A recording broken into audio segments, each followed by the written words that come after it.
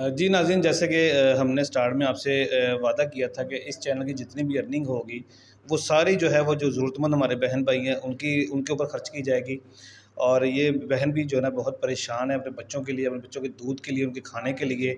और इस वक़्त आप समझ सकते हैं कि इसको पैसों की भी ज़रूरत है। तो ये कुछ पैसे हैं जो हमारे चैनल की कुछ थोड़ी-सी अर्निंग है, ये हम इनको दे रहे हैं।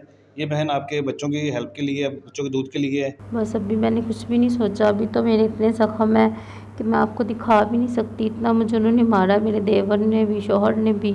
मेरी तो गलती भी नहीं थी जिससे मुझे मार पड़ी है। उसने तो मुझे घर से निकाल दिया मार पिटाई करके ना। तो मैं तो अब उसके साथ नहीं रहना चाहती हूँ, क्योंकि बड़ा बर्दाश्त कर लिया। बच्चे हैं, बच्चों पे भी बहुत बुरा असर पड़ता है। वो भी मैं दुख में नहीं देखना चाहती। उसकी अपनी औलाद है, उनको नहीं देखता, लेकिन अपनी पहली औलाद को देखता है। बस इसलिए मैं अब उसके साथ नहीं रहना चाहती। मैं 6 साल से ये बर्दाश्त करती आ रही हूँ उसको, अपने शौहर को। आए दिन छोटी-छोटी बात पे मार देता है, आए दिन मेरे पे हाथ उठाता है, ज़ुल्म करता है। ना तो मेरा ख़्याल करता है, ना इज़्ज़त करता है, ना तो घर से बाहर निकलने देता है। पाबंदियाँ इतनी लगाता है और फिर मुझे ये भी अब कहता है कि किसी जाकर जिधर मर्ज़ी, जहाँ से मर्ज़ी अपना कमा के लाओ करो। फिर बाहर भी नहीं जाने देता। फिर मैं किसी के घर में काम करना शुरू कर दिया, फिर मेरे पे इल्ज़ाम लगाने शुरू कर दिए। इनकी तलाक तो हुई नहीं थी, वो तो भाग गई थी किसी के साथ। अच्छा, वो किसी और के साथ भागी हुई थी, जी। तो फिर उसने आपके साथ शादी की है उसके जी, शौहर ने? उसने किसी के साथ ये भी भगा के लाया था उसको पहले, तो भगा के उसने शादी की थी, फिर वो आगे भाग गई किसी के साथ।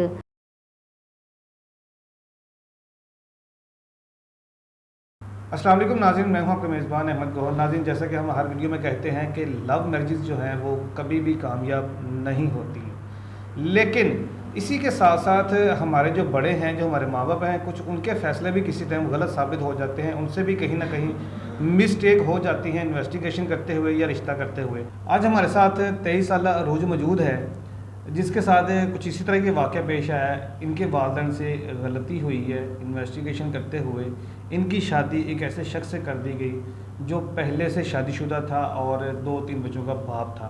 जबकि माँ बाप ने प्रॉपर इन्वेस्टिगेशन नहीं की, या गलती हुई या क्या मामला हुए, ये हम इनसे जानते हैं। अस्सलाम वालेकुम। वालेकुम अस्सलाम। अरूज, मुझे बताएं क्या हुआ है, किस तरह से आपके माँ बाप ने शादी की है? मेरी अम्मी ना किसी के घर में काम करती 10 साल से कोठी में। वो कोठी वाली अम्मी की बहन बनी हुई थी। तो बस उन्होंने कहा जी ये मेरे सामने मतलब जवान हुई है, तो जो भी है इसका रिश्ता जो है ना मैं करवाऊँगी। अम्मी ने उस पे छोड़ दिया सारा। तो उसने वो रिश्ता करवाया मेरा, जिसे करवाया कि वो पहले शादीशुदा था।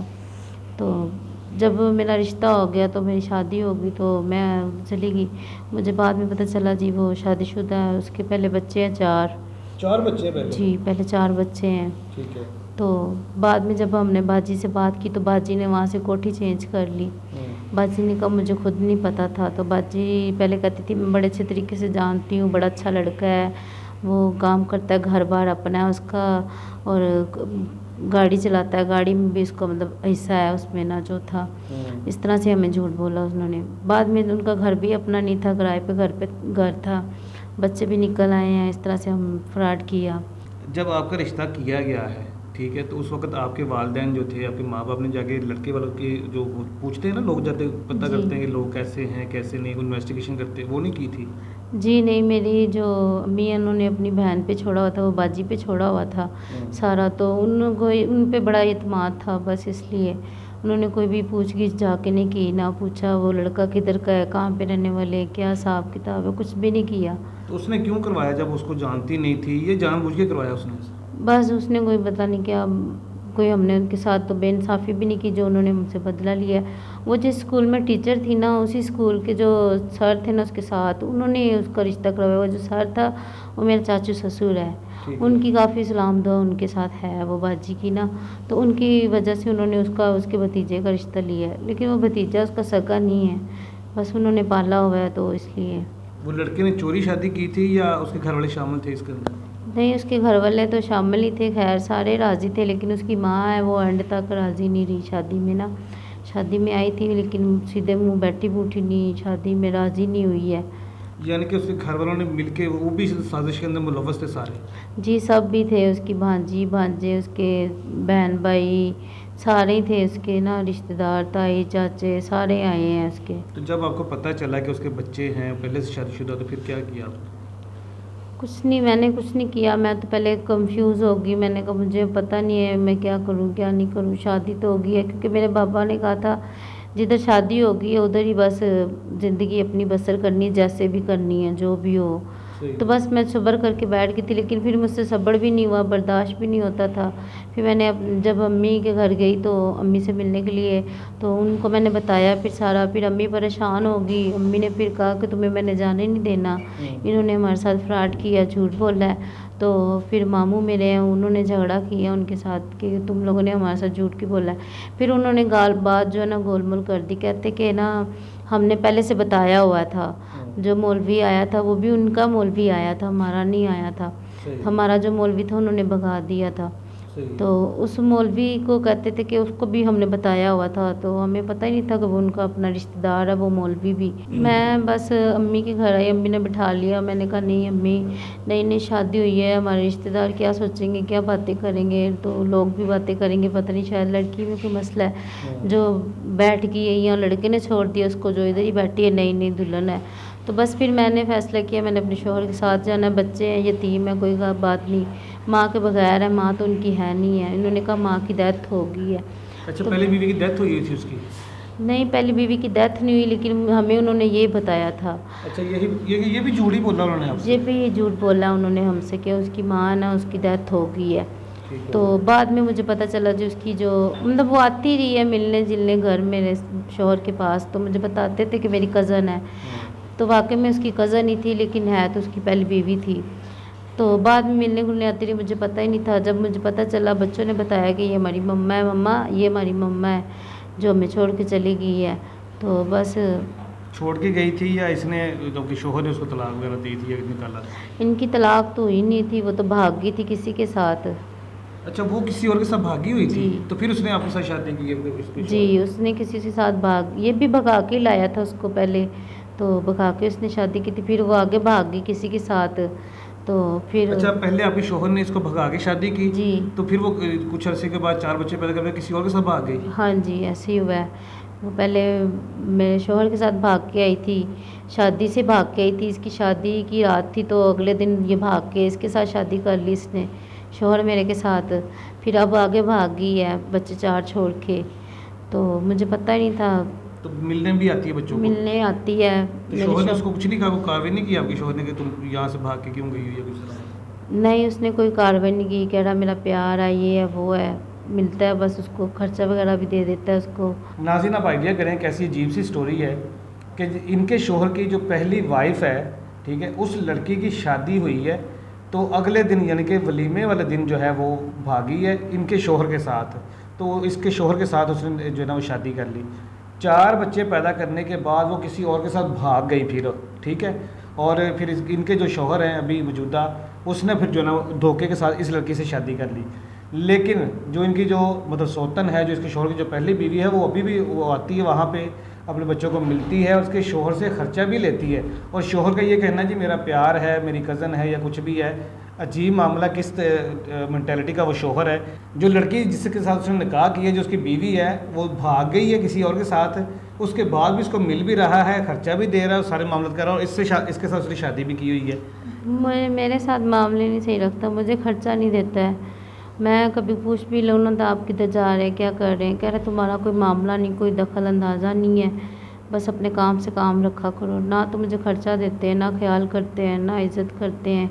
तो अभी उसने घर से क्यों निकाला है? वो क्या हुआ क्या है? बस मुझे उसने मारा है। बच्ची को मैंने दूध दिया था रात को ठंडे पानी में। इसकी जो माँ है ना, मेरी सास ने ओवन उठा लिया मेरा, तो इसने माँ से नहीं पूछा तुमने हमारा ओवन उठा लिया, तो बच्ची को दूध बना के दिया उसने ठंडे पानी में। उल्टा इसने मुझे मारना शुरू कर दिया रात को।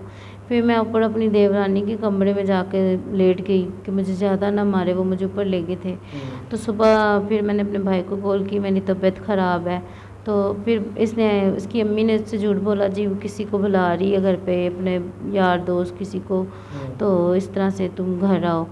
तो उसने इसको काफ़ी भड़काया। फिर आके उसने आते सार मुझे पूछा ही नहीं कि तुमने किसको बुलाया, किसको फ़ोन किया, हालांकि मैंने इसकी फैमिली के सामने फ़ोन किया।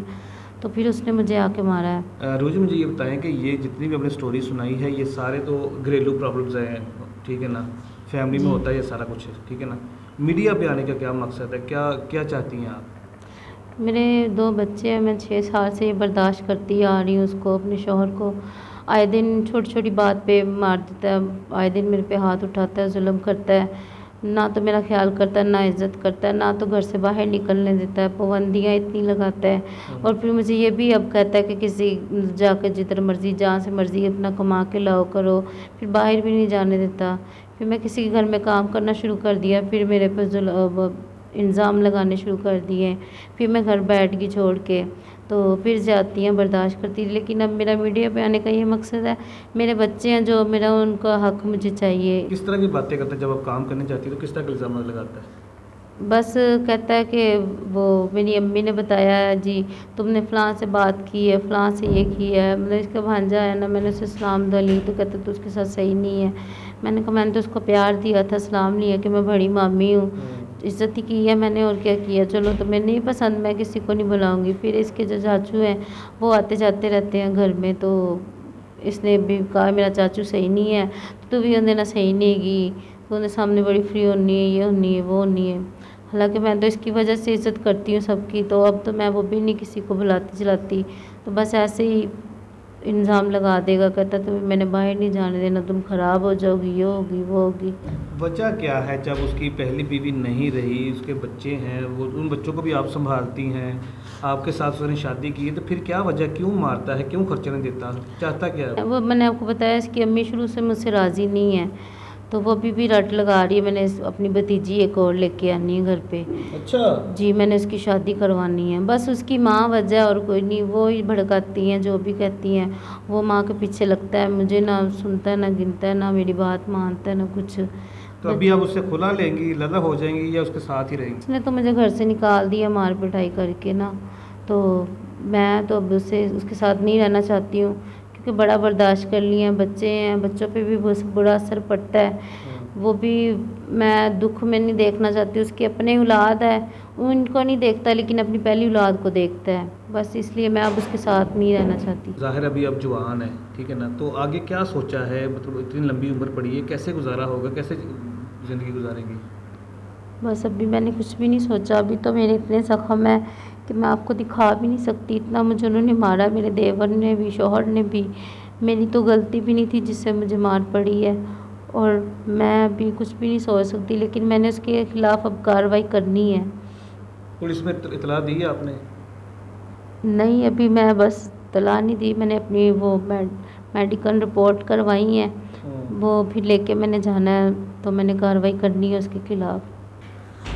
जी नाज़रीन, अभी आपने इनकी गुफ्तगू सुनी है, तो जैसे वो बता रही हैं स्टोरी, ये मेरे ख्याल के ज़्यादातर जो है ना वो हमारी फैमिलियों के अंदर यही मसले मसाइल चल रहे होते हैं। आज की वीडियो के दो मकसद हैं। एक तो ये है कि जैसे मैंने स्टार्ट में बताया है कि जब माँ बाप अपने बच्चों के रिश्ते करते हैं तो उनको थोड़ा सा जो है ना वो सोचना समझना चाहिए, अच्छी तरह से इन्वेस्टिगेशन करनी चाहिए, जिस तरह से इनके साथ मामला हुए इनके साथ किसी और के साथ ना हो। और कभी भी किसी को भी, चाहे वो आपका भाई बना है, बहन बनी है, कुछ भी है, उनके ऊपर एतबार करके अपने बच्चों की शादियाँ ना करें। दूसरा ये है कि बड़ी अजीब सी स्टोरी उन्होंने सुनाई है कि जिनके साथ शादी की है वो पहले से किसी लड़की को भगा के लाया था, और जो लड़की भागी थी वो पहले से शादी की दूसरी रात ही जो है ना भाग के आ गई थी, और फिर वो किसी और के साथ आगे भाग गई है। जिस तरह इसके साथ वो कर रहा है आपके सामने हालत है, और ज़ख़म जो बता रही हैं, जो मैं यकीन करें कि मैंने अपनी आंखों से देखे हैं, अभी ऑन स्क्रीन आपको दिखा नहीं सकते।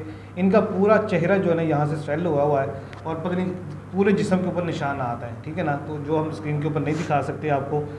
आप सबसे गुजारिश है कि अभी तो बेचारी अकेली है, परेशान हाल है, 2 बच्चे हैं इसके, तो जितने भी मुहैया हज़रात हमारे इस वीडियो को देख रहे हैं, सबसे गुजारिश है कि जितना ज़्यादा हो सके आप इनकी हेल्प करें, ताकि ये अपने बच्चों का पेट पाल सके। जी नाज़रीन, जैसे कि हमने स्टार्ट में आपसे वादा किया था कि इस चैनल की जितनी भी अर्निंग होगी वो सारी जो है वो जो ज़रूरतमंद हमारे बहन भाई हैं उनके ऊपर ख़र्च की जाएगी। और ये बहन भी जो है ना बहुत परेशान है अपने बच्चों के लिए, अपने बच्चों के दूध के लिए, उनके खाने के लिए, और इस वक्त आप समझ सकते हैं कि इसको पैसों की भी ज़रूरत है। तो ये कुछ पैसे हैं जो हमारे चैनल की कुछ थोड़ी सी अर्निंग है, ये हम इनको दे रहे हैं। ये बहन आपके बच्चों की हेल्प के लिए, बच्चों के दूध के लिए है। जी 10,000 रुपया बहुत शुक्रिया आप लोगों का। आप लोगों ने मेरी इतनी मदद की है। मैं चाहती हूँ मेरी और भी लोग मदद करें, हेल्प करें। इसी के साथ इजाज़त दीजिए, अल्लाह ने के बाद।